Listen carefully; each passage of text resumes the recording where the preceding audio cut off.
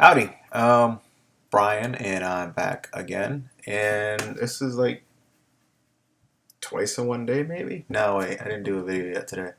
I think I did two yesterday. Um, yeah, so I'm gonna do another one, and this one is for a little stack of books I got right here. Today, after I got done with work, I went thumbing through the back issue bins because it's what I do on occasion. And okay, so I've mentioned several times, and I think Tim has even mentioned it a couple times in his video, and he's giving me shout outs that I'm working on a run of the Avengers. So, in particular, Avengers Volume 1. So, yeah, I'm just going to show you the stack of Avengers books I bought. And most of these are in the later, like, the near the end of the run, last 100 or so of the run, I think. Because at the time, I really wasn't buying them that much because I don't know, I wasn't that into some of the artwork that was going on back then. I think what had happened was at that time is in the mid '90s, I think, even a little later, when I had defected from Marvel, and I jumped ship like a fucking rat on a sinking ship, right? And I ran with the Image crowd, the cool hip young guys. So I still read some Marvel books. I kept up with the X-Men quite a bit, but the core Marvel titles like the Avengers, Iron Man, Fantastic Four, all that stuff, I kind of dropped them. Uh, and replaced them with a lot of Image books, particularly Wildstorm and the Top Cow books. I was really into that stuff.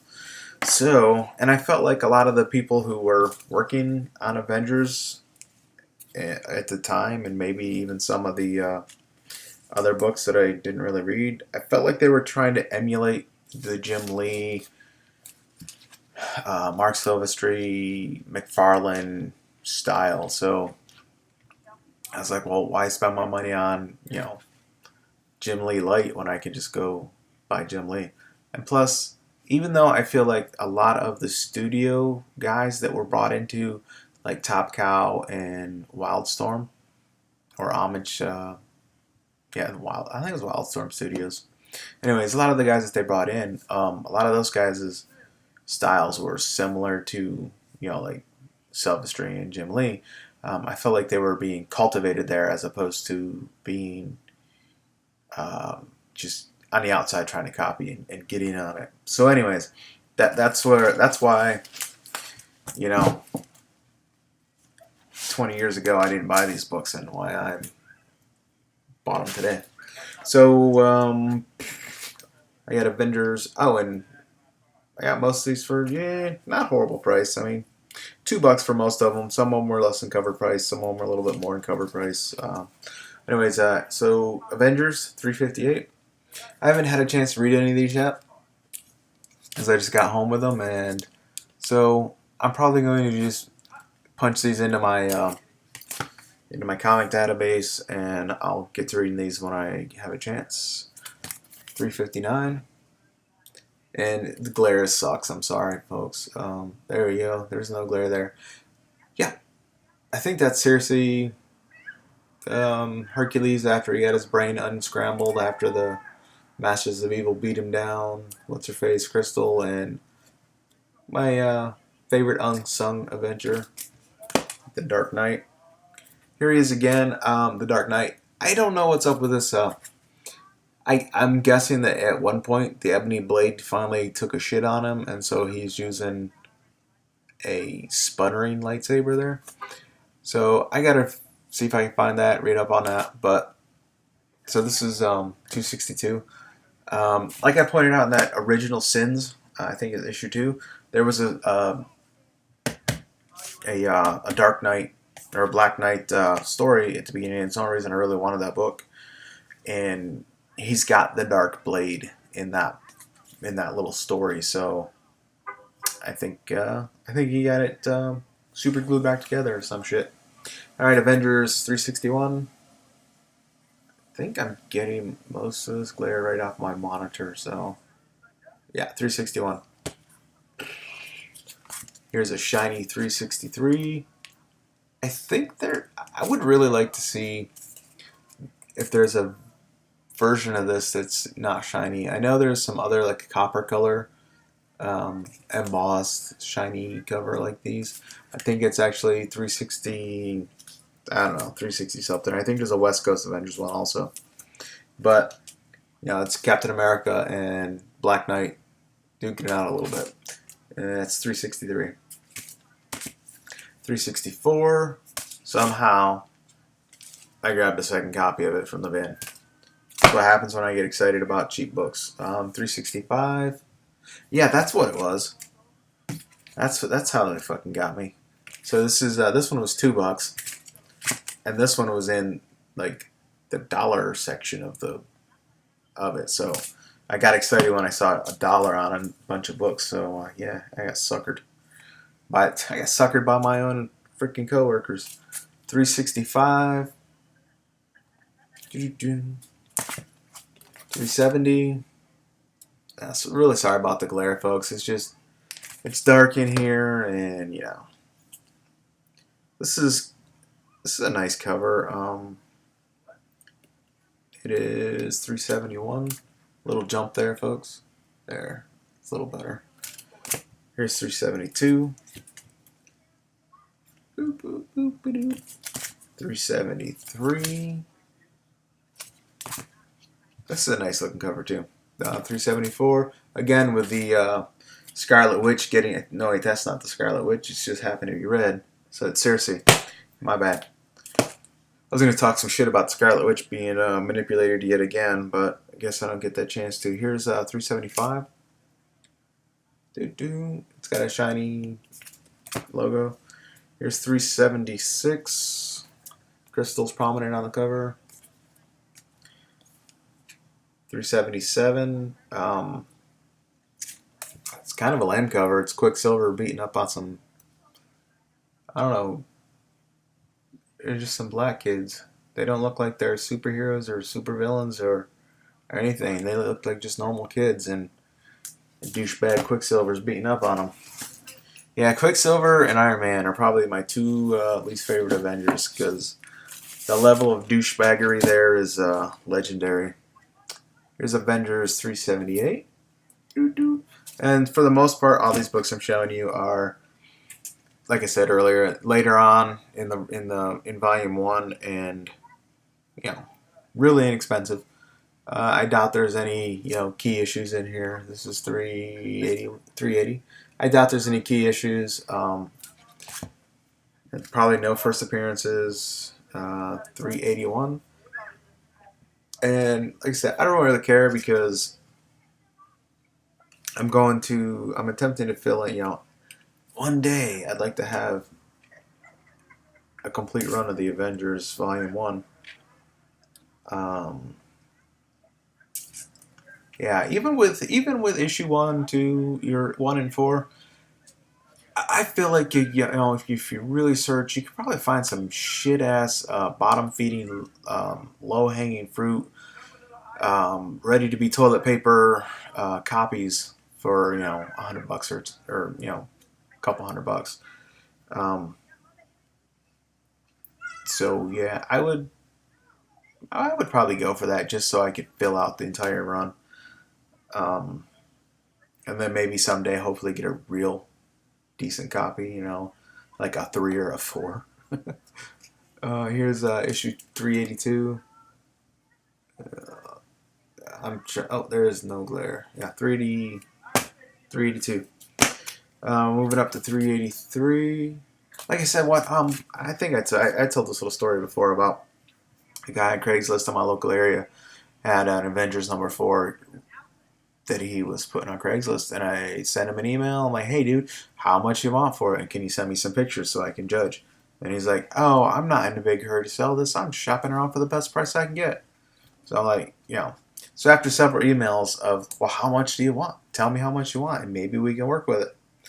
The guy never gave me never bothered to tell me how much he really wanted. So I missed out on a shitty copy of Avengers #4. Here's Avengers 384. Speaking of Force, 384. I don't know who the chick is that's crying, but I think that's Hercules, or maybe it's Gilgamesh. I'm not sure. Here's 385. Is that the Black Widow? Looks like the Black Widow. Who knows? Hold on. So it looks like the Black Widow, and I'm not sure, but this looks like Deathbird to me. I don't know what she's doing there. Here is 386. And this is definitely the Black Widow on the cover there. There's 387. I think I already have this, but at $2 I snapped it up again accidentally. This is a Mike Diodato Jr. cover. He's a pretty good guy as far as artwork goes. This white isn't very white, so I'll probably have to get a decent, better, awesomer, more gooder copy of it.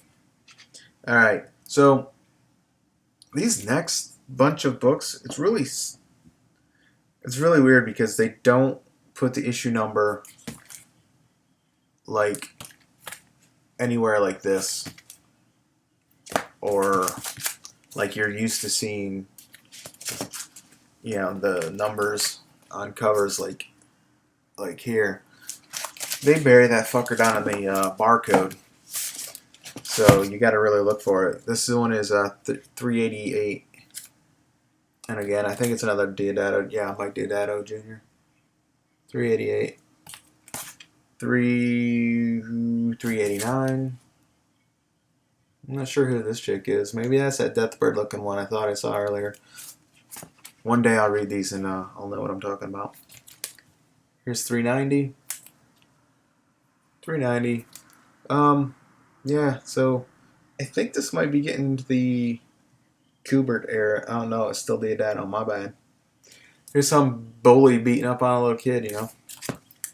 And here's 391.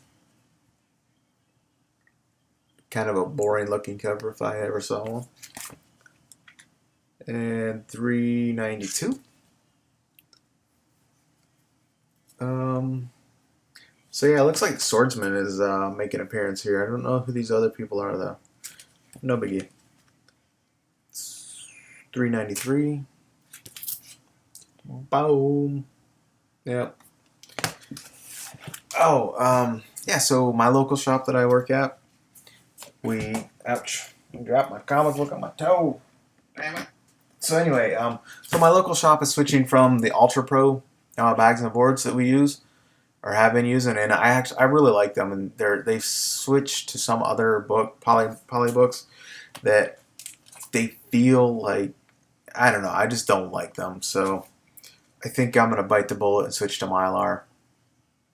I ordered about $500 worth of Mylar and half bags, E-Gerbers, from E-Gerber, and if things go the way they're supposed to, and I have time off on Tuesday, I'm gonna drive my ass up there to Baltimore so that I can save on. I'm probably gonna save like at least $100 in shipping by driving up there. It'll probably cost me $20 in gas. Who knows? Maybe $10 in gas. So I'm probably gonna save about $90 by just driving up to E-Gerber and picking them up myself. Here's 394, the Avengers. Sorry, got to yammering about bags. Here's 395. Yeah, so I ordered 2,000 bags and boards, standard from E-Gerber, and I think I ordered 200. Hold on, I wrote it down. Now 200 of archives, so that instead of using top loaders, I'll just use the archives to like that for displaying books. Here is what is the number on this? Oh, it's 396. My bad. So, oh yeah, whose book, or damn it. I can't remember the guy. I think it's Hero Hunter. Okay, so I watched Hero Hunter's video when he finally, I guess he finally got his nerd cave painted up the way he wanted it, and he's displayed books using I think vinyl siding J hooks. Yeah, so that is an awesome idea. It looks very easy, very practical, very inexpensive way to display books. So yeah, I'm gonna steal your idea, bro. Thank you for that idea. And yeah, I'm pretty sure it's Hero Hunter.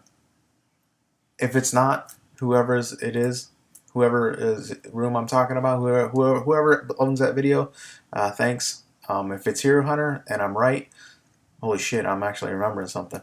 But thank you. It's an awesome idea. So I'm going to get, instead of using top loaders, I don't really like top loaders just because they're so thick.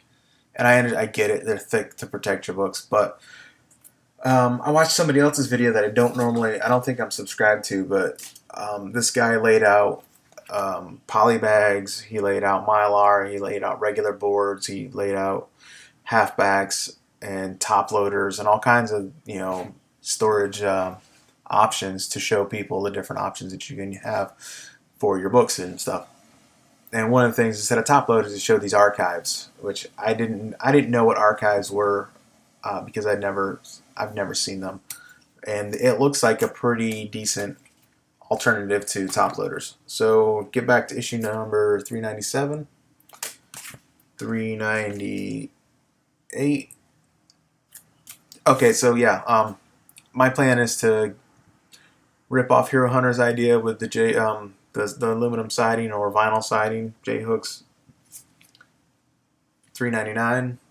Okay, so yeah, I'm gonna rip off your idea, man, and I'm gonna borrow that other guy's idea for just using archives to display my books. And I think I'm gonna start, because I don't normally put anything on my walls. My walls are pretty bare most of the time, so I got thousands upon thousands of comic books. I figure I might as well start decorating my apartment with them. So we'll see how that turns out. Now I have three more books, and they're Avengers, and they're not they're not high grade, high awesome, high whatever. They're just the fact that they cost more than two of them cost more than us by $1 a piece. So for $3 I found the Avengers giant sized annual number 15. And I have no idea. I'm sure there's no real significant key issue in this or appearances or anything. I just picked it up because it's an annual. It was $3, and look at all that ass kicking going on the cover. You can't really go wrong with that. And the other thing is I've never seen this little character that's in the UPC box. I've never seen that thing before, ever, anywhere. That's not why I picked up the book. It just happens to be a little oddity that I've noticed. So there's Giant Size Annual 15. Then I picked up Avengers 212 for $3. It's mid-grade. It's not horrible, but whatever. There it is. And I only picked it up because I'm positive, 100% sure that I don't already have this issue. I needed to fill out my run. And watch, as soon as I log in, I'm going to realize that I've got this book someplace already that I don't know about. Because that's how it goes. And this next book cost me $19. And I'm really happy about this book. I wish that it was a little bit better condition. But it's one of my favorite, what's become one of my favorite Avengers villains. And this cover is just awesome. This cover reminds me of Avengers 57, I think, the Vision's first appearance. So without further ado, there is Avengers number 129. It's a Kang appearance. I missed this whole kind of like bigger, grander, all that kind of thing going on. So there's my back issue haul for the day. My Avengers back issue haul. I'm one of these days I'm gonna count and see what I'm missing from the first volume of Avengers. As far as the Silver Age books, and you know, I've got a pretty good solid run for most everything from say 200 up to around that time. I've got a lot of in the later 100s. I've got I've got a handful, okay, a double handful of Silver Age books. I think the earliest one I've got is in the 30s, so I'm really working at filling those in. I did look and see that we have an Avengers 16 at the store. The price tag on it is $15, but I don't know what it is. But say on from like here up, there is something on the book. It's not just like a smudge or something. It's something real thick and crusty, and like I when I saw that, I'm like, why do we have a $15 price tag on this? This is like, that's a horrible thing on that book. So, anyways, folks, if you watched this long, thank you. I appreciate it, and I know I'm not all that entertaining. I ramble and whatnot, but I appreciate it. Quick shout out to Jimmy C. I just watched your comic book bonanza, and everybody else answered your questions that you had already. So, like, yeah, that little bar across your UPC, I learned what that was from Vin Crew on here. Yeah, and you already know the answer to it. So, oh, and your weird cut book at the end there. Yeah, they just screw up sometimes at the printers. I mean, they printed hundreds of thousands of books, so they make mistakes too. And I've got a couple like that. So, folks, thanks for stopping by. Later.